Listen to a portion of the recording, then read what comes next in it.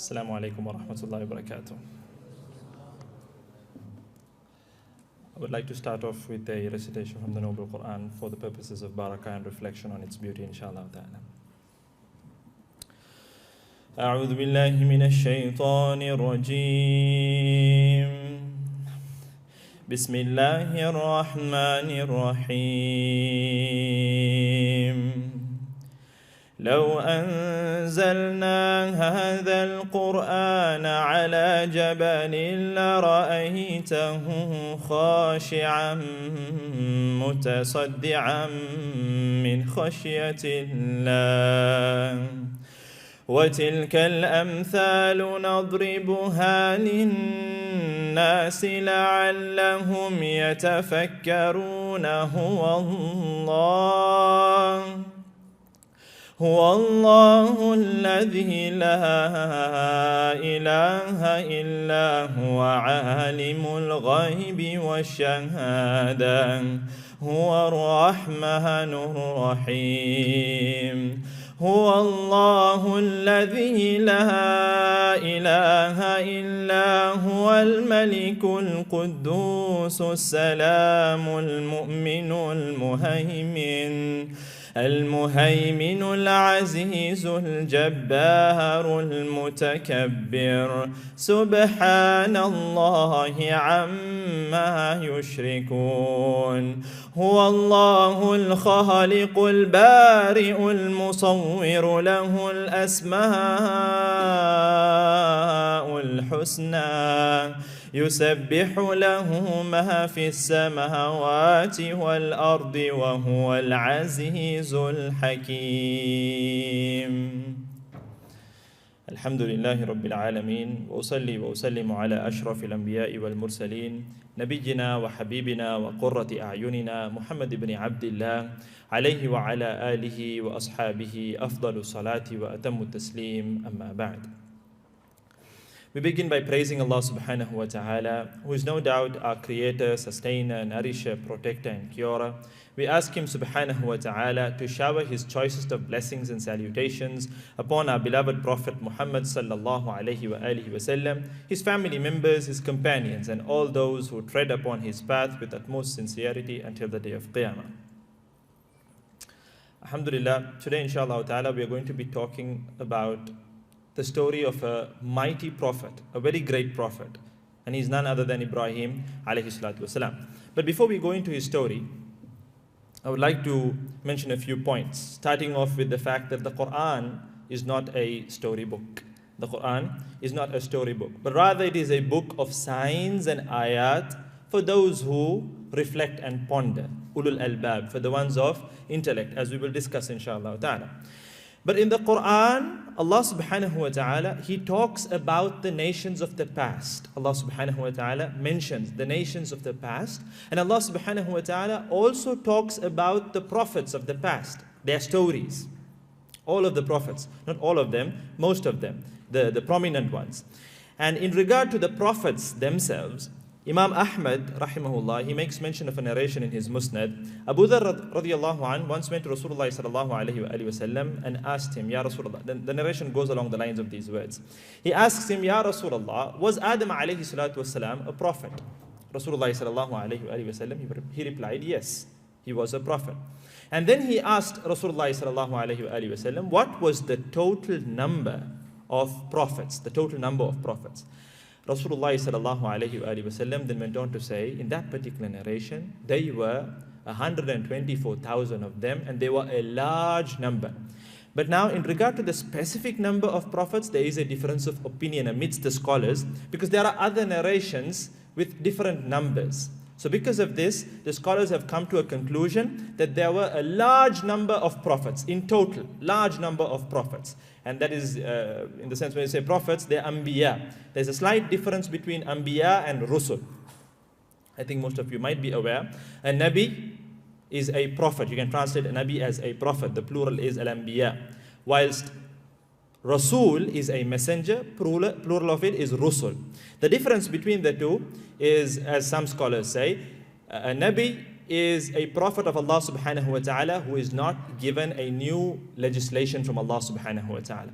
Whilst a Rasul is a messenger who was given a divine scripture by Allah subhanahu wa ta'ala. A good example to highlight the difference between the two, between a Nabi and a Rasul, is Musa alayhi salatu wasalam and Harun alayhi salatu wasalam. They both lived at the same era, same time, but one was a Rasul and one a Nabi.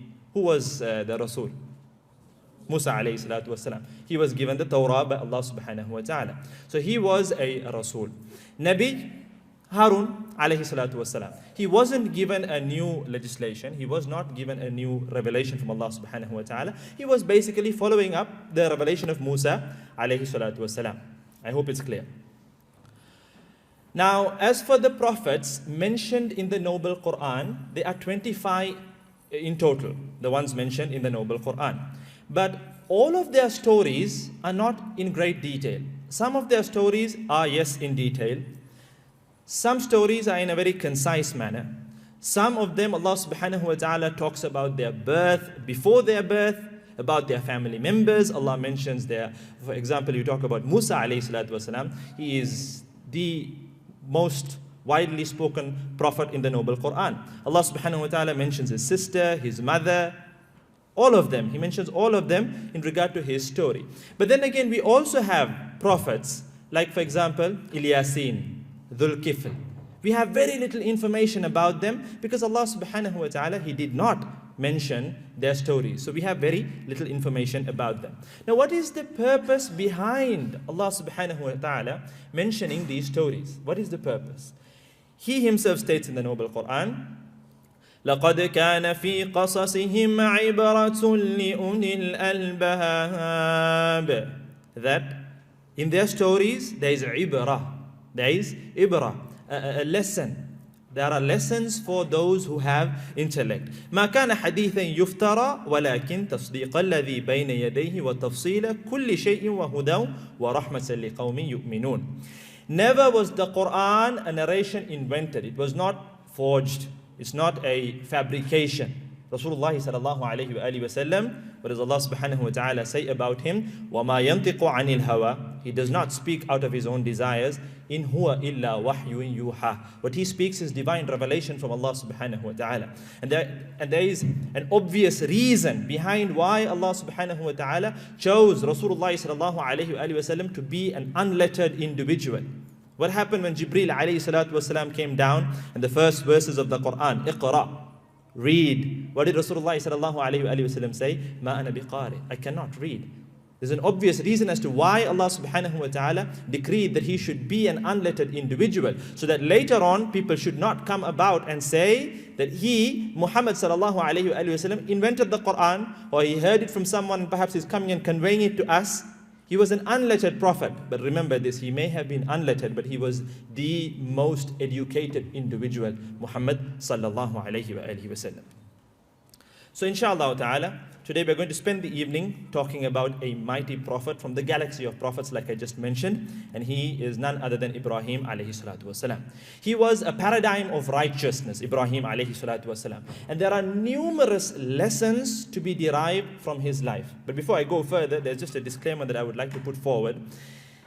Last Ramadan, I was in the Maldives and I conducted a series with the help of Allah subhanahu wa ta'ala titled as The Messengers. We spoke about the prominent prophets and messengers who were mentioned in the Quran as well as from the Sunnah of the Prophet sallallahu alaihi wasallam. And the story of Ibrahim alayhi salatu wasalam took me 3 sessions to complete it. 3 sessions, Ibrahim alayhi salatu wasalam. So today, inshallah ta'ala, I'll try to cover as much as possible before you all fall asleep. I'll try to cover as much as possible, and we'll stick to Ibrahim alayhi salatu wasalam and his son Ismail alayhi salatu wasalam. We'll not go into Ishaq alayhi salatu wasalam because that would take a little time, and after all, time is of the essence, and I would like to touch on the points that are relevant to the 10 days of the Hijjah, the legacy of Ibrahim alayhi salatu wasalam, as we are in the season of Hajj, insha'Allah ta'ala.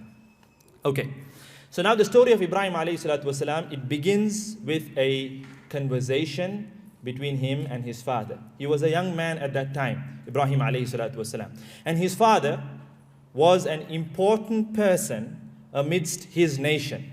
Now, where was Ibrahim alayhi salatu wasalam from? He was born in the lands of Babil, otherwise known as Babylon, in Iraq. And his nation, they were a nation who used to worship celestial objects. They used to worship the stars. They used to worship the planets. And when morning used to arrive and all these celestial objects would vanish, they started to, become confused, and then they started to divert their attention, their worship towards idols. So basically they were worshipping celestial objects as well as idols. They had a star for every little thing. And whenever they wanted to do something, they used to look up at the stars and, take guidance from the stars. Just as how we have individuals today who rely on horoscopes and believe in what the horoscopes say and the fortune cookies and whatnot. So these individuals also used to worship stars. They had a star for business, a star perhaps when a lady finds it difficult to conceive a child, then she, pledges something for the stars. They had a lot of things going on with the stars, as we will discuss inshallah ta'ala. And during the day, they used to worship idols. And Ibrahim alayhi salatu wasalam's father was a man, a carpenter if you will, or a potter if you will, who used to fashion and sculpt these idols. Ibrahim alayhi salatu wasalam's father. Now one night, Ibrahim alayhi salatu wasalam was walking alone by the mountains. He was walking alone. And he looks towards the heavens. And he recognized that he was looking at the planets and stars as to whom his people used to worship. And then he recognized, obviously, because he was an intelligent individual, Ibrahim alayhi salatu wasalam, as we mention his story, you will clearly understand it. He recognized that beyond all of these creations was one creator who was greater than the moon, greater than the stars, greater than all of these planets, all of these celestial objects. And he was Allah subhanahu wa ta'ala, Allah the Most High. And he started to, think, just how can these people worship these celestial objects that eventually set and vanish away? These questions were in his mind. Allah subhanahu wa ta'ala mentions in the noble Quran, in Surah An'am, وَكَذَلِكَ نُرِي إِبْرَاهِيمَ مَلَكُوتَ السَّمَاوَاتِ وَالْأَرْضِ وَلِيَكُونَ مِنَ الْمُوقِنِينَ. And thus, we did show Ibrahim alayhi salatu wasalam the realm of the heavens and the earth, so that he would be amongst those who have certain faith, solid faith, Ibrahim alayhi salatu wasalam. So he was shown the signs of the heavens and the earth, and he had strong iman in Allah subhanahu wa ta'ala. Now, what happened was, he was with the people. Night approaches, another night, and he was with the people. And he wanted to drive home a strong point.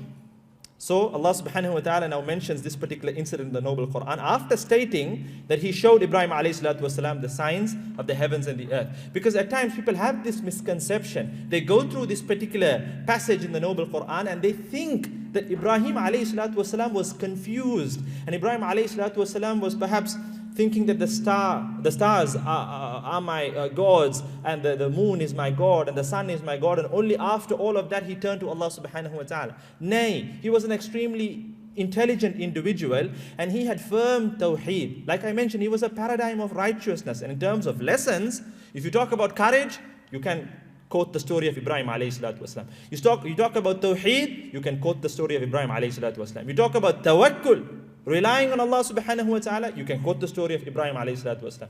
Talk about diplomacy, intelligence, name it. Bringing up children, upbringing of children, being a father, all of that, being a good husband, all of that. You can always quote Ibrahim alayhi salatu wasalam because he was such a role model, a mighty prophet, Khalilullah, the friend of Allah subhanahu wa ta'ala. The only prophet who surpasses him in terms of excellence was none other than our very own beloved prophet, Muhammad sallallahu alayhi wa sallam. So Allah subhanahu wa ta'ala mentions this incident in the noble Quran. فَلَمَّا جَنَّ عَلَيْهِ اللَّيْلُ رَأَى كَوْكَبًا. When the night enveloped Ibrahim alayhi salatu wasalam, he looked up and he saw a star. رَأَى كَوْكَبًا. قَالَ هَذَا رَبِّي. He says now, this is my Lord. But this is where people get confused now. He was looking at the people. And he was trying to drive a strong point home. So he was trying to make them understand. So he looked up at the stars and he says, oh, this is my God. And then, فَلَمَّا أَفَلْ قَالَ لَا أُحِبُّ الْآفِلِينَ. And then the star, obviously after some time, it vanishes away. And then he says, you know what? I don't like those things that disappear. He's trying to make these people understand, his nation. He looks at them and he says, okay, fine, looks like you've convinced me. Okay, the star is my Lord. And then after a while, the star vanishes away. And then he says, you know, I don't like things that disappear. I don't like things that go away. How can my Lord, the one who is looking after me, the one who is nourishing me, the one who is protecting me, vanish and set? He has to be there 24/7. Allah subhanahu wa ta'ala is always there for us, right? And then the next ayah, فَلَمَّا رَأَى الْقَمَرَ بَازِغًا قَالَ هَذَا رَبِّي. He says, okay, fine, now the stars are gone. Now we can see the moon, the full moon. بَازِغًا. It's, well lit and it's sparkling away. So he says, قَالَ هَذَا رَبِّي. Okay, this is my Lord then. And then, فَلَمَّا أَفَلْ. It sets, it vanishes away. And then he says, very strongly, لَإِن لَمْ يَهْدِنِي رَبِّي لَأَكُونَنَّ مِنَ الْقَوْمِ الضَّالِّينَ. Unless my Lord, if my Lord does not guide me, I'm definitely going to be from those who have gone astray. He's driving a point home. He's trying to make these people understand, look, you're worshipping the wrong things. These are things that set and vanish. You need to render your worship towards one Allah, the creator, the maker, the protector. He's trying to drive these points home. So the ayat go on. Now what happens? After the moon vanishes away, morning comes about. And now the sun rises. He looks at the sun and he says, فَلَمَّا رَأَى الشَّمْسَ بَازِغَةً قَالَ هَذَا رَبِّي هَذَا أَكْبَرُ. He looks at the sun and he says, okay, this is my Lord. This is the biggest of them all. هَذَا رَبِّي هَذَا أَكْبَرُ. He's talking about akbar in the sense in the superlative form. He's talking about the biggest of them all objects, celestial objects. Amidst the stars, the moon and the sun is the biggest. So he's saying, this is the biggest, so this is my Lord. And what happens?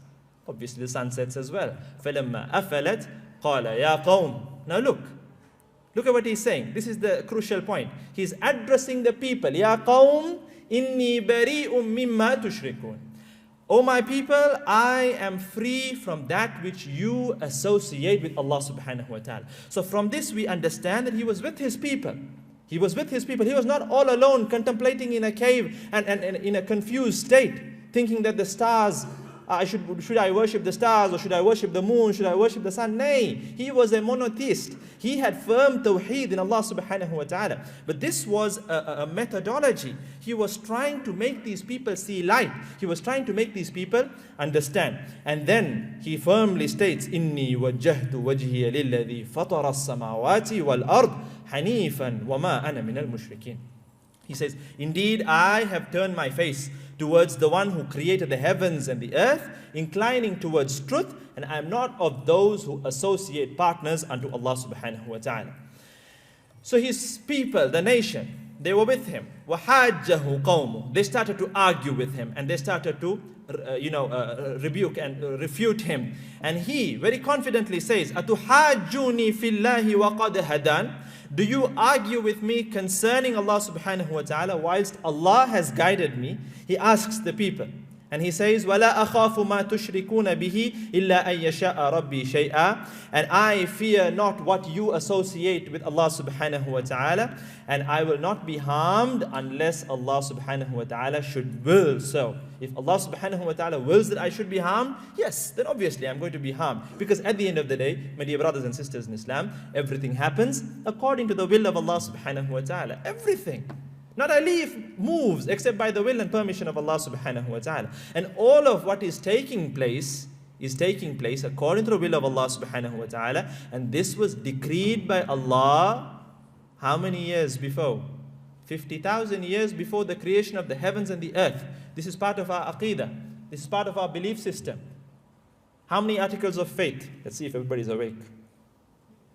How many articles of faith in Islam? How many pillars of Islam? Bunya al-Islam ala khams, right? The Islam is founded upon 6 pillars, right? Five. And we have 5 articles of faith. 6 articles of faith. And what are they? An tu'mina billah, to believe in Allah. Wa malaikatihi, angels. Wa kutubihi, books. Wa rusulihi, messengers. Wa bil yawm al-akhir, to believe in the day of judgment, doomsday. And finally, an tu'mina bil qadar, to believe in the decree of Allah. So when scholars rahimahumullah talk about the articles of faith, when we say that we believe in the qadar of Allah, you have to believe there are aspects of qadar. I mean, I won't go into it in deep detail, but there's one aspect called kitaba, the writing of the qadar. We have to believe that this has been written. Basically everything has been written by Allah subhanahu wa ta'ala, and He wrote them 50,000 years before the creation of the heavens and the earth. All of us. We're seated here in the Fanar auditorium. I'm wearing white, you're wearing white, you're wearing a nice red checkered shirt, mashallah. And all of us, we are all here, right? It's 8:30. This was decreed by, we're talking about Ibrahim alayhi salatu wasalam. This was decreed by Allah subhanahu wa ta'ala 50,000 years before the creation of the heavens and the earth. There were nations, there were groups that went astray trying to discuss about the qadr. And this is why Imam Ibn al-Qayyim rahimahullah, he is reported to have said that the qadr, the decree of Allah subhanahu wa ta'ala, is a deep and vast ocean. And it is an ocean that can only be traversed by using the ship of knowledge, in the sense, knowledge pertaining to the sunnah of Muhammad sallallahu alayhi wa sallam. Whatever Rasulullah sallallahu alayhi wa sallam has taught us in regard to the qadr, yes. Because there were groups that came about, for example, like the Jabariyah, the Qadariyah, they came about and they said, they negated free will completely. They said, we don't have free will whatsoever. We are basically puppets. We are puppets. And they went on to say, if a person were to go and rape a woman, for example, he cannot be held accountable because it is the decree of Allah that pushed him to do that crime, to do that heinous crime. And there were another group of individuals who came about and they completely negated the qadr. They said, we even have them today. They say, we are the creators of our own destinies. Don't you see quotes and proverbs, all over Facebook and whatnot? You are the maker, you are the creator of your own destiny. This is wrong. We are not creators. Allah, He is our creator and He is the one who has willed our destinies, our faith.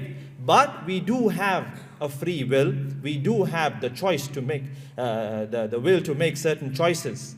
This is where we have to strike a balance right in the middle. Yes, everything has been decreed by Allah subhanahu wa ta'ala, but Allah has also given us a certain amount of free will to choose between what is right and what is wrong. Okay, so coming back to Ibrahim alayhi salatu wasalam, he states, unless Allah subhanahu wa ta'ala wills that harm should touch me, you and your gods cannot harm me. Now he moves on to his father, like I said, who used to fashion and sculpt idols. This individual, he was like a potter or a carpenter, like I said, and he used to fashion idols and he made his children go around selling them. He made his children go around selling them. I mean, Ibrahim alayhi salatu wasalam, he had siblings. So they used to go around and sell the idols and bring back the revenue, the profits, whatever it is, they used to bring it back and give their father.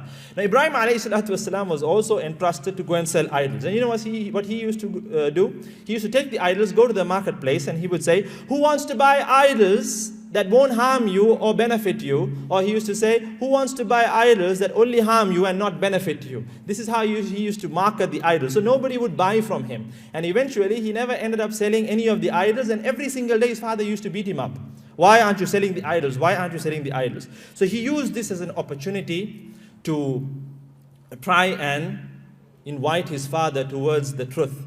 Allah subhanahu wa ta'ala mentions how diplomatically Ibrahim alayhi salatu wasalam tried to invite his father with a lot of respect, with a lot of kindness. Allah says in the noble Quran, in Surah Maryam, وَاذْكُرْ فِي الْكِتَابِ إِبْرَاهِيمَ إِنَّهُ كَانَ صِدِّيقًا نَبِيًّا. And mention and remember in the book, in the Quran, Ibrahim alayhi salatu wasalam, verily إِنَّهُ كَانَ صِدِّيقًا نَبِيًّا. He was a man of truth. And he was a prophet of Allah subhanahu wa ta'ala. إِذْ قَالَ لِأَبِيهِ يَا أَبَتِ لِمَ تَعْبُدُ مَا لَا يَسْمَعُ وَلَا يُبْصِرُ وَلَا يُغْنِيهِ عَنْكَ شَيْئًا. And remember when he said to his father, O my beloved father, why do you worship something that cannot hear you, something that cannot benefit you in any way? Why are you worshipping these sticks and stone, right? And then the conversation goes on. يَا أَبَتِ إِنِّي قَدْ جَاءَنِي مِنَ الْعِلْمِ مَا لَمْ يَأْتِكَ فَاتَّبِعْنِي أَهْدِكَ صِرَاطًا سَوِيًّا. O my father, verily there has come to me knowledge. In the sense, talking about the revelation from Allah subhanahu wa ta'ala. There has come to me of knowledge that which has not come to you. So follow me and I will guide you to a straight path. Ya abati la ta'budi shaitan. Oh my beloved father. Look, every single time. Oh my beloved father. Oh my beloved father. La ta'budi shaitan. Do not worship shaitan. So obviously shaitan is our sworn enemy, shaitan. Ya abat la ta'budi shaitan. Don't worship shaitan. Inna shaitana kana lirrahmani asiyya. Shaitan has been a rebel against the most beneficent Allah subhanahu wa ta'ala. Shaitan is our sworn enemy at the end of the day. So he was highlighting this to his father. And the conversation went on until finally the father, Ibrahim alayhi salatu wasalam's father, looks at him and asks him very sternly, "Araghibun ansa an alihati ya Ibrahim? Do you reject my gods, O Ibrahim? La illam tantahi la arjumannaka wahjurni maliya." And he says, if you do not stop this, I will most definitely stone you. Allahu Akbar. Look at how he is retaliating. Look at how he is replying to his son. But Ibrahim alayhi salatu wasalam, he maintained that respect, that kind way of approaching his father. But his father loses it. And he says, if you don't stop, I'm going to stone you. Wahjurni maliya. So get away from here before I punish you, before I stone you. Ibrahim alayhi salatu wasalam realizes that this is the last straw. He looks at his father and he says, قَالَ سَلَامٌ عَلَيْكَ. Fine. Peace be upon you. سَأَسْتَغْفِرُ لَكَ رَبِّي. I will ask forgiveness of my Lord for you. إِنَّهُ كَانَ بِي حَفِيًّا. Verily, he is unto me the most gracious, Allah subhanahu wa ta'ala. And Ibrahim alayhi salatu wasalam, he leaves. He leaves because his father threatened him. His father threatened to kill him. And he had to leave, Ibrahim alayhi salatu wasalam.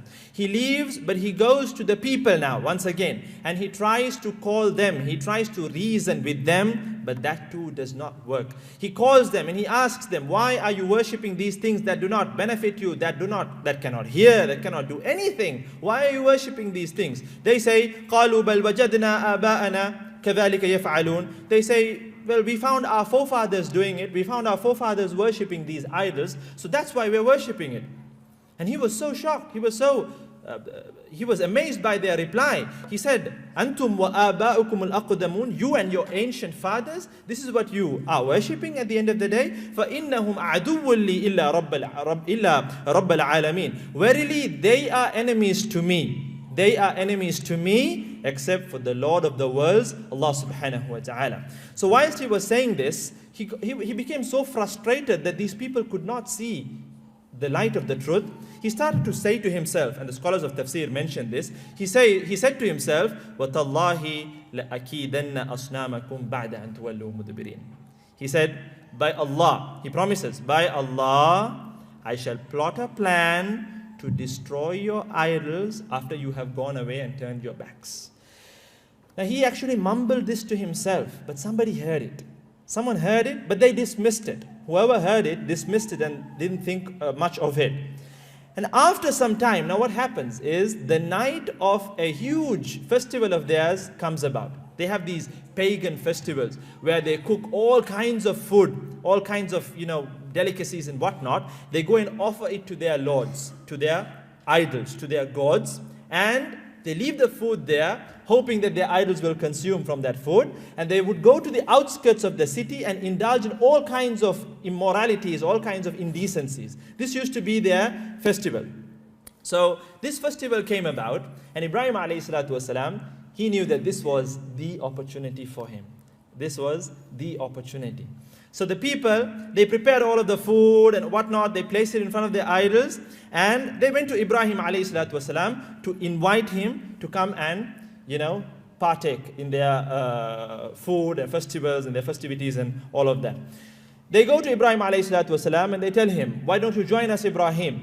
Allah subhanahu wa ta'ala mentions in the noble Quran, فَنَظَرَ نَظْرَةً فِي النُّجُومِ. Ibrahim alayhi salatu wasalam, he looked up at the stars. He looked up at the stars and he said, فَقَالَ إِنِّي سَقِيمٌ.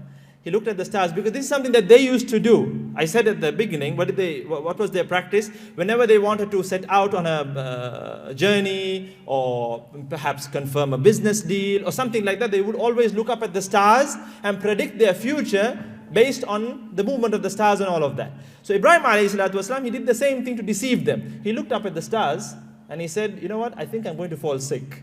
I think I'm going to fall sick. And scholars mention that, you know what he was intending? He was intending that he's going to fall, in the sense he's going to feel sick and tired of all of what they're doing. So obviously he was sick and tired of what they were doing, so he was not technically lying. He deceived them so as to remain behind. So they thought, okay, fine, if you're going to stay behind, we wouldn't want to catch the sickness from you. فَتَوَلَّوْا عَنْهُ مُدْبِرِينَ. So they turned away from him and they departed. They all went to the outskirts of the city to indulge in their festivities.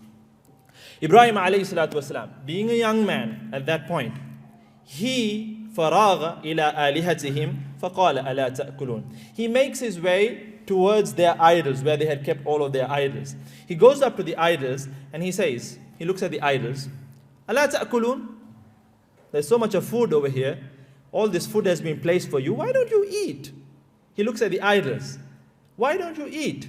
You see, this is also a way Allah subhanahu wa ta'ala is mentioning all of this to make people who open up the Quran with an open mind see light. You see, at the end of the day, at times, when you come to think of it, you have these top individuals. They are now CEOs of big tech companies. But yet you can't believe it. At the end of the day, they go and they prostrate and they do all kinds of rituals in front of sticks and stone. And sadly, we even have it amidst our societies as well. We have individuals who go to graveyards, who worship graves, do all kinds of things that have been clearly prohibited by Rasulullah sallallahu alaihi wasallam. These things cannot benefit us. The dead, they cannot benefit us. It is only Allah subhanahu wa ta'ala who can benefit us. La hawla wa la quwwata illa billah. These are lessons that we have to derive from the story of Ibrahim alayhi salatu wasalam. You see, the thing is, we have these stories with us. The story of Yusuf alayhi salatu wasalam, the story of Musa alayhi salatu wasalam, the story of Ibrahim alayhi salatu wasalam. But it's very sad that we at times skim through the stories without deriving lessons, without putting ourselves into their shoes to try and understand the story from their perspective. Look at what Ibrahim alayhi salatu wasalam is proving. A huge point over here. Look, there's so much of food that has been placed. Why don't you eat? Why don't you eat? فَقَالَ أَلَا تَأْكُلُونَ مَا لَكُمْ لَا تَنْطِقُونَ. What is the matter? Why can't you speak? He's looking at the idols, and these are all sarcastic remarks. Why can't you speak? Why can't you eat? فَرَاغَ عَلَيْهِمْ ضَرْبًا بِالْيَمِينِ. And then he turned upon the idols, striking the idols with his right hand. He started to break idol after idol. He started to break idol after idol. And scholars of tafsir mention he broke all of the idols except for the biggest one of them all. He reached the biggest one of them all and he used an axe to break the idols. He was not like Superman, going with his hands. He had an axe and he was breaking all of the idols. He reached the biggest one of them all and he hung this axe over that idol and he leaves. He leaves. The festivities come to an end and the people, they return. They return to check on what has happened, to the food and all of that. And generally, what happens most of the time, these rats and creatures used to come and eat the food and they used to take so much of pride. Oh, my God has eaten my offering. And they used to take so much of pride. They used to think that, my offering has been accepted. Whilst in reality, it used to be the rodents, the rats and the cockroaches and things like that used to come and eat the food. And I think it happens even today and people think that their gods are consuming the food and it's an offering, a sacrifice accepted by their gods. They return to check on the situation of their gods, and only to find to their dismay that their precious idols have all been broken into smithereens. They were so disappointed. And they were in so much of confusion. They started asking one another, قَالُوا مَنْ فَعَلَ هَذَا بِآلِهَتِنَا إِنَّهُ لَمِنَ الظَّالِمِينَ. They said, who has done this to our gods? That individual must indeed be one of the wrongdoers, the oppressors. Why on earth would an individual come and break our idols? There was so much of chaos going on. And then that individual who heard Ibrahim alayhi salatu wasalam mumbling that by Allah I will plan something against your idols, he remembered that statement. And he said, قَالُوا سَمِعْنَا فَتًى يَذْكُرُهُمْ يُقَالُ لَهُ إِبْرَاهِيمُ. We heard a young man talking against them some time back. He is called Ibrahim. Then they all said, قَالُوا فَأْتُوا بِهِ عَلَىٰ أَعْيُنِ النَّاسِ لَعَلَّهُمْ يَشْهَدُونَ. They all said, bring him before the eyes of the people so that they may all testify to what he has to say. So they bring Ibrahim alayhi salatu wasalam, and now the interrogation begins. They start to interrogate Ibrahim alayhi salatu wasalam. They ask him, Ya Ibrahim, did you do this? They start asking him questions. Ibrahim alayhi salatu wasalam, look at his courage. A youngster, his father had forsaken him. Everybody, his whole family, there was no one. As we go on, we'll understand that it was only his wife, Sarah, alayhi salatu wasalam, and his nephew, Lut, alayhi salatu wasalam. These were the only two individuals who believed in Ibrahim, alayhi salatu wasalam. Say today, there's another lesson that can be derived from that. You see, when you look at the concept of da'wah now, sometimes it's all up, people think about the numbers now, you know. But when you look at the real concept of da'wah, at the time of Ibrahim alayhi salatu wasalam, just think of it. With all of this effort, today sadly, I mean, I don't know whether it would relate, but it's a point to be highlighted. Sometimes you see certain individuals now, I mean, they lose, it kind of dampens their spirit when they perhaps organize an event or something like that, and when the numbers don't turn up. When the numbers don't turn up. And it's all about the numbers these days. But when you look at the real concept of da'wah, Ibrahim alayhi salatu wasalam, he never ever lost hope. Muhammad sallallahu alayhi wa sallam, yes, the billions and billions of followers came about only later. At the very beginning, they were just a small band of followers. They were the weak ones. They were not the rich. They were not the elite. They came about, yes, later on, but initially there has to always be a struggle. Ibrahim alayhi salatu wasalam, after all of this, we will mention inshallah ta'ala, we will study, he migrates to Palestine. And even after all of that, the only two believers, Sarah alayhi salatu wasalam, Lut alayhi salatu wasalam, and his wife Hajar alayhi salatu wasalam, and her son Ismail alayhi salatu wasalam. These were the only believers. Lut alayhi salatu wasalam, he was sent to a nation, and that's a completely different story. No one, not even his wife, no one believed in him. Nuh alayhi salatu wasalam, after so many years, 1,000 years, more than 1,000 years, Nuh alayhi salatu wasalam, striving and calling them, none of them listened. Not even his own son. Not even his own son. Allah subhanahu wa ta'ala commands him to build the ship. He builds the ship and he's on his ship. And then he sees his son. He pleads, come aboard, just come aboard. Ya bunayyar, come ma'ana, come aboard, just board the ship. And the boy says, Sa'avi ila jabali ya'simuni min al-ma. I'll climb that mountain and I'll save myself. And before he could say anything else, a wave hit him and he drowned. It's not about the numbers, it's about sincerity. At the end of the day, we're doing it for the sake of Allah subhanahu wa ta'ala. Doesn't matter.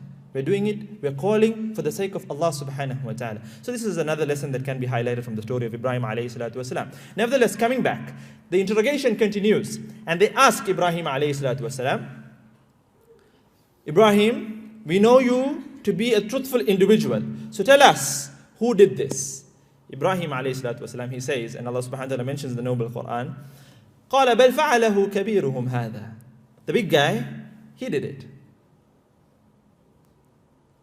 Scholars of tafsir, they mention that you know how he said that. He said, فَعَلَهُ كَبِيرُهُمْ هَذَا. He pointed like this. The big one of them did it. They thought he was pointing at the big idol, but in reality he was talking about his own thumb. The big one of them. كَبِيرُهُمْ هَذَا. Obviously you can't hold an axe. You see, when you think of it, this thumb is such a blessing from Allah subhanahu wa ta'ala. You know, think, if you didn't have a thumb, you can't do anything. You can't even operate your iPhone. It's this thumb. You can't hold things. This thumb is just so amazing. So he, قَالَ بَلْ فَعَلَهُ كَبِيرُهُمْ هَذَا. The big one of the fingers, you know. كَبِيرُهُمْ. The big one of these did it. And he pointed towards the big idol. They thought that he was talking about the big idol. But in reality, he was talking about his thumb. فَاسْأَلُوهُمْ. And then he went on to say, فَاسْأَلُوهُمْ إِن كَانُوا يَنْطِقُونَ. So ask them. Why don't you ask them? They will tell you. They were witnessing everything, right? So why don't you ask your gods? They'll tell you who did it. فَرَجَعُوا إِلَىٰ أَنفُسِهِمْ فَقَالُوا إِنَّكُمْ أَنْتُمُ الظَّالِمُونَ ثُمَّ نُكِسُوا عَلَىٰ رُؤُوسِهِمْ لَقَدْ عَلِمْتَ مَا هَؤُلَاءِ يَنْطِقُونَ. Then they turned to themselves, they thought a while, and then they said, Ibrahim, you know very well that these idols cannot talk. So why are you saying this? You know that these idols cannot talk. Ibrahim alayhi salatu wasalam was just waiting for this opportunity. He seized the opportunity and then he cried out, قَالَ فَتَعْبُدُونَ مِن دُونِ اللَّهِ مَا لَا يَنْفَعُكُمْ شَيْئًا وَلَا يَضُرُّكُمْ. Then why on earth are you worshipping these things besides Allah when you know very well that they cannot benefit you or harm you? أُفِّل لَكُمْ وَلِمَا تَعْبُدُونَ مِن دُونِ اللَّهِ. Woe be upon you and upon all those things that you worship besides Allah subhanahu wa ta'ala. أَفَلَا تَعْقِلُونَ. Do you not have any sense? Do you not have any sense? They could not take it. They were so enraged, they were so angry, they all cried out, قَالُوا حَرِّقُوهُ وَانْصُرُوا آلِهَتَكُمْ إِن كُنْتُمْ فَاعِلِينَ. They said, burn him, roast him alive. And this is how we will avenge our gods. Burn him and roast him alive. And this was a decision they immediately came up with. And they didn't waste time. They started to build a huge bonfire. A huge bonfire. And they announced throughout the lands that if anybody has any vows to fulfill, let them bring firewood for the fire to burn and roast this man, Ibrahim alayhi salatu wasalam. So there were ladies who could not conceive. There were ladies who could not find husbands. There were men who could not find wives. There were men who had lost their businesses. They all used to, keep vows. They used to go and collect firewood, and they used to intend, I'm collecting this firewood to burn this man, so let me have a prosperous business. Let me be blessed with a child. Let me be blessed with a husband. And they started to collect firewood far and wide. And they built a huge bonfire. So huge, my dear brothers and sisters in Islam, scholars of tafsir mention that birds could not fly over the fire except that the birds would fall down roasted black. It was such a huge fire. Now, after they built the fire, they started to face a predicament. How are we going to put Ibrahim into the fire? The fire is so huge, how are we going to put Ibrahim alayhi salatu wasalam into the fire? Scholars of tafsir mention that a man came about and gave them an idea. It was none other than Shaitan, who came in the guise of a human being, and he taught them to build the first catapult ever. The first catapult ever. And that too to fling a human being into the blazing fire. So they built this catapult. They built it. They placed Ibrahim alayhi salatu wasalam into the flinging part, into the throwing part of the catapult. And they were about to cut the rope, and Ibrahim alayhi salatu wasalam was about to be flung right into the middle of this blazing bonfire. Archangel Jibreel alayhi salatu wasalam, he descends. He immediately descends to assist the Khalil of Allah, the friend of Allah subhanahu wa ta'ala. He comes to Ibrahim alayhi salatu wasalam and he asks him, Ya Ibrahim, Ya Khalil Allah, O friend of Allah, what can I do? How can I be of assistance? Now, my dear brothers and sisters in Islam, here we learn the tawakkul of Ibrahim alayhi salatu wasalam. The complete tawakkul. He had such reliance. He had mastered the concept of tawakkul. He said, I need nothing from you. I have placed my trust in Allah. Hasbunallah wa ni'mal wakil, ni'mal mawla wa ni'mal nasir. Allah is sufficient for me. Allah is sufficient for me. These are powerful lessons, my dear brothers and sisters in Islam. You see, I spoke about qadr earlier. It is not upon us as believers to question qadr. Rather, this belief should empower us. It should empower us so much to the extent that whatever happens in our lives, we don't have to worry, because at the end of the day, we as believers, we know that this is Allah's decree upon us. At times, we're all going through different challenges and trials. We're all going through. Allah subhanahu wa ta'ala, He states in the Noble Quran, وَلَنَبْلُوَنَّكُمْ بِشَيْءٍ مِّنَ الْخَوْفِ وَالْجُوعِ وَنَقْصٍ مِّنَ الْأَمْوَالِ وَالْأَنفُسِ وَالثَّمَرَاتِ. We shall definitely test you all with something of fear, hunger, loss of wealth, loss of provisions, loss of lives. You lose loved ones. وَبَشِّرِ الصَّابِرِينَ. And then He says, give glad tidings to the ones who are patient. الَّذِينَ إِذَا أَصَابَتْهُمْ مُصِيبَةٌ. The ones, if they are afflicted with a trial, they say, قَالُوا إِنَّا لِلَّهِ وَإِنَّا إِلَيْهِ رَاجِعُونَ. Indeed, we are from Allah, and to Allah we return. There is one particular hadith. A Sahabi radiyallahu an, he went and asked the Prophet sallallahu alayhi wa sallam, Ya Rasulullah, of all the individuals, who are the ones tested the most by Allah subhanahu wa ta'ala? Who are the individuals tested the most by Allah subhanahu wa ta'ala? And you know what Rasulullah sallallahu alayhi wa sallam said? The Anbiya, the prophets. The prophets are the ones tested the most by Allah subhanahu wa ta'ala. We might think the rapists, the serial killers, the criminals, the transgressors, they are the ones who should be tested by Allah. But no, look at the words of the Prophet alayhi salatu wasalam. the Anbiya are the ones tested the most by Allah subhanahu wa ta'ala. And then he went on to say along the lines of these words, an individual is tested according to his levels of iman, according to his levels of righteousness, according to his levels of taqwa. If you are strong in your iman, if you are a righteous individual, know my dear brother, know my dear sister, that you are bound to be tested by Allah subhanahu wa ta'ala. As long as you don't question the decree of Allah subhanahu wa ta'ala, the tests of Allah are a means for Allah to forgive you of your sins, to polish you to the better, to prepare you for something bigger, and to help you secure high ranks in Jannah. So we should not question the decree of Allah subhanahu wa ta'ala. Whatever the challenge be, whatever the trial be, we should place our trust in Allah subhanahu wa ta'ala and sail through it. And this is what Ibrahim alayhi salatu wasalam did. He knew this was a test from Allah. And he passed the test with flying colors. And you will see, he went through so many tests. Allahu Akbar.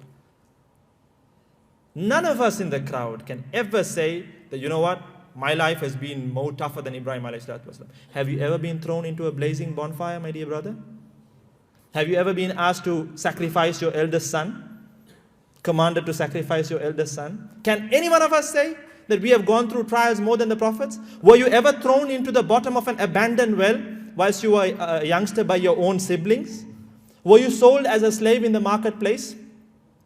Were you seduced by a mistress? Okay, some people might like that. Yusuf alayhi salatu wasalam, he was put through so many trials, so many tests. The Anbiya alayhi salatu wasalam. But they did not waver, they did not lose hope. They placed their trust in Allah subhanahu wa ta'ala. Ibrahim alayhi salatu wasalam, he tells Jibreel alayhi salatu wasalam, Hasbunallah, ni'mal wakil, ni'mal mawla wa ni'mal nasir. He is sufficient for me. And whilst this conversation was going on, they cut the rope. Ibrahim alayhi salatu wasalam was being thrown right into the blazing fire. I want to pause, and I want you all to put yourselves in the shoes of Ibrahim alayhi salatu wasalam. Just think of the turmoil of emotions.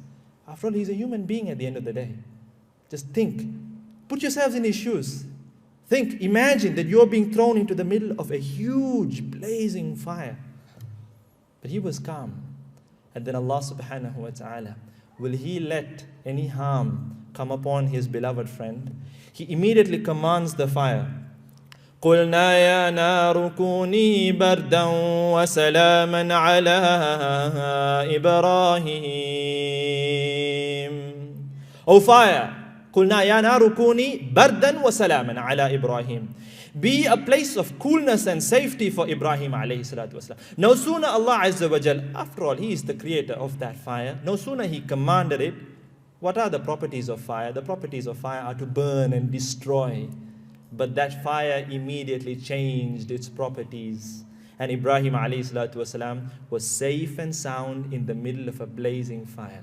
Scholars of tafsir mention, they had tied him up with ropes. All the ropes burnt to ashes. The ropes that were around his wrists, his hands, his legs, his feet, they all burned to ashes, but not a single hair of his body was touched. And the scholars mention that if Allah subhanahu wa ta'ala had stopped and only said, O fire, be a place of coolness for Ibrahim alayhi salatu wasalam, he would have turned into a popsicle. He would have frozen inside there. But Allah subhanahu wa ta'ala said, Bardan wa salaman. Be a place of coolness and comfort for Ibrahim alayhi salatu wasalam. So the climate was just perfect inside there. Perfect. It was neither too cool nor too hot. It was Ibrahim alayhi salatu wasalam, after coming out, he is reported to have said that the best days of his life were the days that he spent in the middle of a blazing bonfire. Amazing. The best days of his life. This was the will of Allah subhanahu wa ta'ala at the end of the day. So, after a period of time, Ibrahim alayhi salatu wasalam, he comes out from the fire, and the people, they were flabbergasted at the end of the day. The audience was none other than his father, his siblings, and all of these people. They knew that, you know what, we can't touch him. There's nothing that we can do. News travels to the king at that time, Namrud. His name was Namrud. News travels to him, and he immediately calls for an audience with Ibrahim alayhi salatu wasalam. He summons him to the palace. Ibrahim alayhi salatu wasalam, he goes to the palace. He seizes this opportunity as well to give da'wah to the king. He goes to the palace, and the king disputes and starts to argue with him.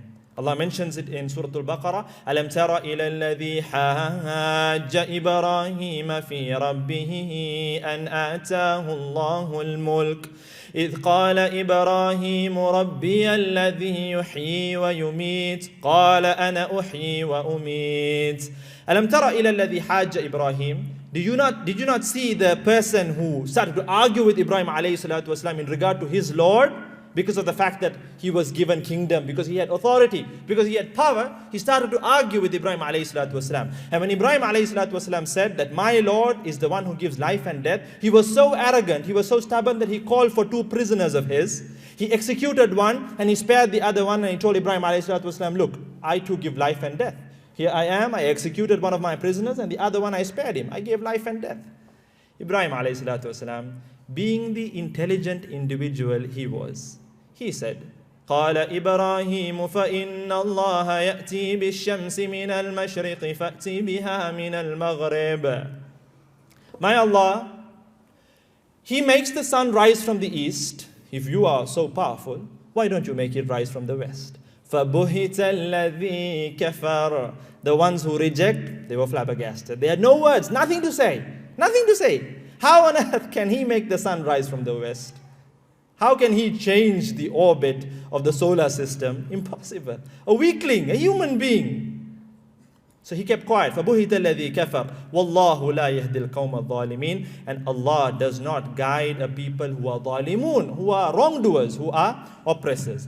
And then, my dear brothers and sisters in Islam, Allah subhanahu wa ta'ala, He commands Ibrahim alayhi salatu wasalam to leave that nation, to leave his people and to leave the land that he was in. He was commanded by Allah subhanahu wa ta'ala to migrate. And to migrate where? To migrate to Palestine, like I mentioned earlier. So he leaves with his wife Sarah alayhi salatu wasalam and his nephew Lut alayhi salatu wasalam. The three of them, they migrate. They leave the lands of Babylon. They leave the lands of Iraq and they head towards Palestine. Now on their way to Palestine, they had to cross through Egypt, Misr. They had to cross through Egypt. And an interesting incident took place there. An incident that was part and parcel of the plan of Allah subhanahu wa ta'ala to bring about the lineage of our beloved Prophet Muhammad sallallahu alayhi wa sallam. Whilst they were crossing Egypt, they came to know that Egypt was being ruled by another tyrant. Allahu Akbar. It's nothing new. Egypt has been ruled by tyrants, Pharaoh. So even at that time, this tyrant, he was a pervert. He had this weird fetish of enjoying other people's women, this ruler. So what he used to do was, whenever a caravan tried to cross Egypt, his armed forces would check the caravan, and if they found wives of the men of the caravan, they would take them, kidnap them, and take them to the king, who would enjoy them and then release them. Ibrahim alayhi salatu wasalam was aware of this, but there was no other route to cross over to Palestine. He had to go through Egypt. They reached the borders of Egypt, and the armed forces, they checked the caravan, and they asked Ibrahim alayhi salatu wasalam in regard to Sarah alayhi salatu wasalam. Now Sarah alayhi salatu wasalam was a very beautiful lady. She was a very beautiful lady, dazzling beauty. So they asked Ibrahim alayhi salatu wasalam, what's your relationship with this woman? He replied, because he knew that if he says that she is my wife, they would take her like this. So he said, she is my sister. Once again highlighting the intelligence of Ibrahim alayhi salatu wasalam. And you know what he intended? He didn't mean that she's my blood sister. She's my sister in Islam. She's my sister in Islam. So he said, she's my sister. The armed forces, they looked at her and they thought, you know what? It doesn't matter even if she's your sister. She's so beautiful, the king will definitely want to see her, so she has to come with us. Now think of the turmoil of emotions. A husband. Put yourselves in Ibrahim alayhi salatu wasalam's shoes again now. He places his trust in Allah subhanahu wa ta'ala. They take her, and think of Sarah alayhi salatu wasalam now. She's been taken, she's been kidnapped, she's been taken by force. And they know that this king is a pervert, he's a tyrant, he's an oppressor. They take her. Ibrahim alayhi salatu wasalam, scholars of tafsir mention, he immediately started to pray to Allah subhanahu wa ta'ala. And they write in the books that Allah azza wa jal did not want to perturb Ibrahim alayhi salatu wasalam. So he basically made the walls of the castle become like glass where he could see what was happening inside Ibrahim alayhi salatu wasalam. A miracle bestowed upon Ibrahim alayhi salatu wasalam. It was like glass so he could see what was going on inside. Because obviously, just imagine, his wife, there could be so many thoughts going on. The Khalil of Allah, the friend of Allah. And he had placed his trust in Allah. He had prayed to Allah. So Allah made things easy. Sarah alayhi salatu wasalam, she goes inside. But remember, this incident had to take place for what is to come. For what is to come. She goes inside. The king, being the pervert he was, the minute he saw her dazzling beauty, he could not stop but outstretch to try and touch her. The minute he did that, she prays to Allah subhanahu wa ta'ala. His hand paralyzes itself and falls to the side. He cries out, "What have you done to my hand? What have you done? Release me. You're a witch. Release me." And then he says, "I promise I will not harm you if you release me." She prays to Allah subhanahu wa ta'ala and his hand goes back to normal. But no sooner his hand went back to normal, he could not control his carnal, lustful desires. He outstretches his hand again to touch her. She once again prays to Allah. His hand falls to the side. He cries out, "Please release me. I will not harm you." She prays again. He attempts a third time. A third time she prays to Allah. His hand goes to the side, and this time in a very bad way. He's in excruciating pain. He could not bear it. He cries out to his soldiers, "You have brought a witch. Take her away from here." And he cries out to her, "If you release me, I promise I will not harm you. I will not touch a hair from your body. And not only that, I will even give you a gift of a slave girl. You can take her with you and leave." She prays to Allah subhanahu wa ta'ala and his hand went back to normal. And then he calls for Hajar alayha salatu wasalam, and the king gives Sarah alayha salatu wasalam Hajar alayha salatu wasalam. She returns to her husband Ibrahim alayhi salatu wasalam with Hajar alayhi salatu wasalam, and they all head towards Palestine, safe and sound. They place their trust in Allah subhanahu wa ta'ala, and Allah azza wa jal is the best of planners, and He brings about things in an amazing manner. In a manner that at times, we can't perceive, we can't fathom. وَمَنْ يَتَوَكَّلْ عَلَى اللَّهِ فَهُوَ حَسْبُهُ. The one who places his trust in Allah subhanahu wa ta'ala, he is enough for him. وَمَنْ يَتَقِ اللَّهَ يَجْعَلْ لَهُ مَخْرَجًا. The one who has taqwa, the one who fears Allah and is conscious of Him, Allah brings a way out for him in amazing ways. In amazing ways. So they head towards Palestine and they settle down in Palestine. And time passes. Ibrahim alayhi salatu wasalam, he starts to grow old now. And this yearning for a child starts to grow in his heart. This yearning for a child starts to grow in his heart. And Sarah alayhi salatu wasalam, she could not conceive at that time. Later on, yes, it was the miracle of Allah subhanahu wa ta'ala. She conceived and she gave birth to Ishaq alayhi salatu wasalam, which we're not going to discuss. We're going to talk about Ismail alayhi salatu wasalam very swiftly. So after a period of time, and she also started to sense that she could not conceive, she approached her husband and she said, "Why don't you marry Hajar alayhi salatu wasalam, and perhaps she will give you a child." To which Ibrahim alayhi salatu wasalam, he agrees. He marries Hajar alayhi salatu wasalam, and yes, by the will of Allah subhanahu wa ta'ala, Hajar alayhi salatu wasalam, she becomes pregnant and she gives birth to Ismail alayhi salatu wasalam. Before we go further, very swiftly, in terms of the lineage, Ishaq alayhi salatu wasalam, the lineage of Ishaq alayhi salatu wasalam went on until Isa alayhi salatu wasalam.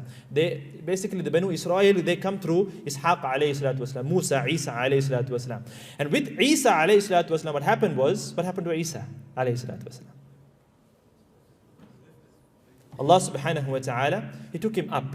So there the lineage ends there with Isa alayhi salatu wasalam. On the other hand, through Ismail alayhi salatu wasalam, came about our beloved Prophet Muhammad sallallahu alayhi wa sallam. So this is basically the family tree.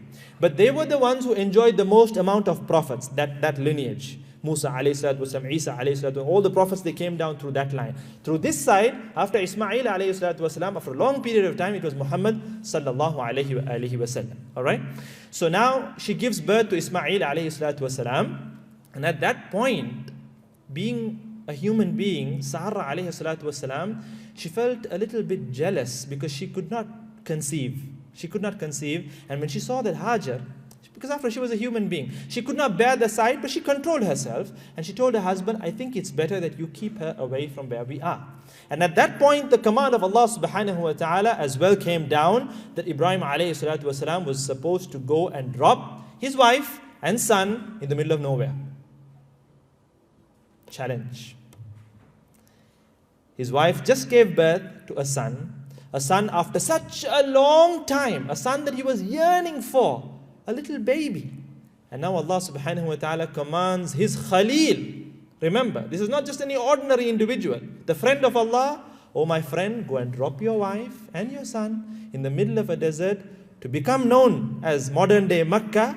But at that time it was just a barren desert with not even a soul in sight. He did not question the decree of Allah subhanahu wa ta'ala. He did not say, Ya Allah, why are you ordering me to go drop my wife in the middle of nowhere? My son in the middle of nowhere? No, he immediately complied, he immediately obeyed. He packed up his wife's things, he asked them to pack up everything, he took them and he went to this location. And as he dropped them and as he was turning away, Hajar alayha salatu wasalam, being a human being too, she asks her husband, why are you dropping us here in the middle of nowhere? You've just given us a little provisions, a little bit of water, and you're leaving us. Why are you leaving us? Tell me the reason. Why? And Ibrahim alayhi salatu wasalam, he kept quiet because he was so emotional at that time. It was his wife, his son. He couldn't bear it, but he had to obey the command of Allah subhanahu wa ta'ala. He kept quiet. She kept on asking. She kept on asking. He kept quiet. She kept on asking. He kept quiet. Until finally, when he was leaving her, she asked him a question. Allahu amaraka bihada? O Ibrahim, O my husband, tell me, was it Allah who commanded you to do this? To which he replied in the affirmative. He said, yes. Then her heart was at ease. She said, if it was Allah who commanded you to do this, He's never ever going to let us go in vain. He's never going to let any harm fall upon us. He will look after us. And she was at ease. Ibrahim alayhi salatu wasalam leaves, and I'm sure most of you know the story afterwards. The little food that she had with her exhausted itself. The little water that she had with her ran dry. And now she's worried for her child. She was finding it difficult to breastfeed the child, and she's not having any water or anything. She leaves the child crying out of hunger, and she starts to climb a particular mountain to see whether she could spot anybody or perhaps some water or something like that. She climbs a mountain, and then she runs from that mountain to another mountain. What are the two mountains? Safa and Marwa. And this is why until today we run Safa and Marwa, commemorating the running of our mother Hajar alayha salatu wasalam. She runs back and forth, but today we run, mashallah, across tiled, cool flows with no worries at all. She at that time, just think of it, put yourselves in her shoes. The panic of a mother in the middle of a barren desert, hot, scorching sand, the blazing desert sun above her head, and the thought of her child dying there out of hunger, and she's running back and forth. Safa, Marwa, Safa, Marwa. So even when we run, we need to have this imagery in our minds. It's just not, a ritual that we need to get over with and then khalas, go shopping in the Abraj al-Bayt or Bin Dawood or whatever it is. We need to run with this imagery in our mind. That our mother Hajar alayhi salatu wasalam, this is how she ran. Safa, Marwa, praying to Allah subhanahu wa ta'ala. No sooner she had run back and forth a couple of times, almost 7 times, what happens? She hears something by the child, by Ismail alayhi salatu wasalam. She runs to Ismail alayhi salatu wasalam thinking, who could have come? There's not a soul inside. What's happening to my child? She runs to Ismail alayhi salatu wasalam and to find an angel by Ismail alayhi salatu wasalam. And it was none other than Jibreel alayhi salatu wasalam who had come by the will of Allah subhanahu wa ta'ala. He strikes the ground, some reports state with his wing and another report with his foot, and water starts to gush out. And this was the birth of the spring of Zamzam. Water starts to gush out, and that was the establishment, basically the beginning of Mecca. Trees started to grow there, birds started to fly overhead, and there were caravans that were passing by. And obviously those days when they used to cross the deserts, when they spotted birds, they would make their way there, because if there were birds, there had to be water, it would be like an oasis, there had to be trees, etc. They come and they find an amazing spectacle. Yes, there is a gushing spring of water, there are trees, date palms, and a lady and a child. then they think that this area must belong to them. Let us go ask her permission. They go ask her permission. She gives them permission. They settle down, and gradually that becomes a little city there.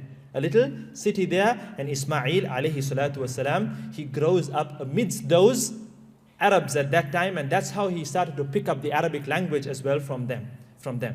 And by the day, the area started to develop day by day, and it became gradually to be known as Mecca. Ismail alayhi salatu wasalam, he starts to grow, and he started to help his father Ibrahim alayhi salatu wasalam. Ibrahim alayhi salatu wasalam used to visit Hajar alayhi salatu wasalam often. He used to live with Sarah alayhi salatu wasalam, but he used to visit Hajar alayhi salatu wasalam often. He used to come often and visit her. And Ismail alayhi salatu wasalam started to grow, and now this was at the time when he used to be running about. He was helping his father Ibrahim alayhi salatu wasalam. And do you think the trials end there? Ibrahim alayhi salatu wasalam, he sees a dream now. Allah subhanahu wa ta'ala commands him to sacrifice that son of his. He goes to his son and he says, فَلَمَّا بَلَغَ مَعَهُ السَّعْيَ قَالَ يَا بُنَيَّ إِنِّي أَرَى فِي الْمَنَامِ أَنِّي أَذْبَحُكَ فَانظُرْ مَاذَا تَرَى. And when his son was old enough to walk with him, in the sense Sa'i is the age we are walking around, helping his father, a very, delicate age, an age where you're looking at your child growing up, and it's such a sensitive and emotional stage for a parent. It was at that time he sees a dream. He goes to his son and he says, my dear son, inni ara fil manami anni adbahuk. I saw in a dream that I'm slaughtering you, but what do you think about it? He asks his son, fandur madha tara. Please tell me, what do you think about that? The son, obviously, the apple does not fall far from the tree. The son was also intelligent, just like the father. And he knew that the dream of a prophet is just not any dream. And it could not be contaminated or misled by shaitan. It was divine revelation from Allah subhanahu wa ta'ala. And it is basically the command of Allah subhanahu wa ta'ala. He looked at his father and said, يا أبت افعل ما تؤمر ستجدني إن شاء الله من الصابرين. Oh my dear father, do that which you have been commanded by Allah subhanahu wa ta'ala. And not only that, he reassures his father by saying, Insha'Allah, you will find me from those who are patient. Do what you have been commanded, and Insha'Allah, you will find me from those who are patient. Ibrahim alayhi salatu wasalam agrees. He complies immediately. You and I, my dear brothers and sisters in Islam, if we were commanded to slaughter our sons, the first thing we would say, Ya Allah, why are you commanding us to do that? We would question Allah subhanahu wa ta'ala. At times, not such trials, basic trials, and we cry out, why is life so harsh on me? Why are things, why is the world so unfair? We cry out, why, Ya Allah, why are you putting me through this windmill of trials and challenges? We are quick to question Allah. But Ibrahim alayhi salatu wasalam, he did not. A powerful lesson. He immediately complied. He immediately obeyed. He took his son, took a knife, and he took him to slaughter him. And at the point of slaughtering, the son looks at the father and says, my dear father, turn me around so that I'm facing the ground, and then you slaughter me. Emotional point. Ibrahim alayhi salatu wasalam, he asks his son, but why, my dear son? Why such a request? Why? Then Ismail alayhi salatu wasalam tells his father, no, my father, I'm just worried that if I'm facing up, our eyes might meet, and fatherly affection, fatherly pity might overtake you, and you might not fulfill the commandment of Allah subhanahu wa ta'ala. So turn me around, face me towards the ground, and don't look at me, just fulfill the command of Allah subhanahu wa ta'ala. He complies, he turns his son around, and he tries to cut, but the knife does not cut. The same Allah who changed the properties of fire, changed the properties of that knife. What does a knife do in general? It cuts. But this knife did not cut. And Allah subhanahu wa ta'ala changed the whole event in such a way that Allah subhanahu wa ta'ala sent down a ram. And He asked Ibrahim alayhi salatu wasalam to sacrifice that animal in place of his son Ismail alayhi salatu wasalam, and it was announced that they both, father and son, passed the test of Allah subhanahu wa ta'ala with flying colors. with flying colors. And that is why, my dear brothers and sisters in Islam, until today, we fulfill the legacy of Ibrahim alayhi salatu wasalam by slaughtering udhiyya every single Dhul Hijjah. The legacy of Ibrahim alayhi salatu wasalam, the same legacy. My dear brothers and sisters in Islam, with that, more or less the story of Ismail alayhi salatu wasalam comes to an end. There's just one more incident in regard to the marriage of Ismail alayhi salatu wasalam. I'll mention that, and with that we'll wrap off inshallah ta'ala. Ismail alayhi salatu wasalam, after a period of time, and just obviously the building of the Kaaba, that took place as well. But right after that, Ismail alayhi salatu wasalam, he moves a bit away and he gets married. Ismail alayhi salatu wasalam. And Ibrahim alayhi salatu wasalam had the habit, like I said, he used to visit often, back and forth. So after Ismail alayhi salatu wasalam had married, one day, after a long period of time, Ibrahim alayhi salatu wasalam visits his son. He visits his son, and when he arrives, he finds that his son is not at home. He knocks the door, a lady opens the door. And she asks him, "Who are you? Why have you come?" He says, "Well, I've come to see Ismail. Is he at home?" She says, "No, he's not at home. He's gone out, but I can take a message if you wish." He says, "Okay, fine, it's all right. Maybe I'll wait until he comes, or maybe the next time I'll meet him. But tell me, how's life?" He asks her.